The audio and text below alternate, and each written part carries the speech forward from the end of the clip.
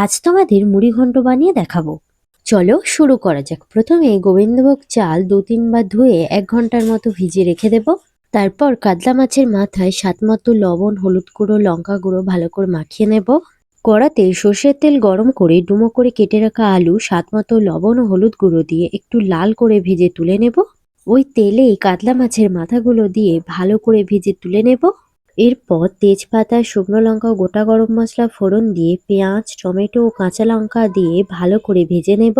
এর মধ্যে মটরশুঁটিটা দিয়ে একটু নাড়াচাড়া করে আদা রসুন বাটা দিয়ে আরেকটু ভেজে নেব।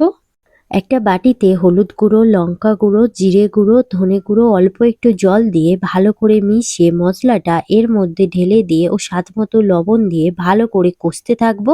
মশলাটা কষানো হয়ে গেলে ভেজে রাখা আলু ও ভিজিয়ে রাখা গোবিন্দভোগ চালটা দিয়ে চালটা একটু ভেজে নেব। তারপর চালের থেকে ডবল পরিমাণে জল দিয়ে ভালো করে মিশিয়ে ভেজে রাখা মাছের মাথাগুলো এইভাবে ভেঙে ভেঙে দিয়ে দেব। একটু ফুটে উঠলে ১ চামচ চিনি দিয়ে দেব। চালটা সেদ্ধ ও জলটা শুকনো হয়ে গেলে নামানোর আগে গরম মশলা গুঁড়ো ও ঘি ছড়িয়ে ভালো করে মিশিয়ে নামিয়ে নিলেই তৈরি মুড়িঘন্ট।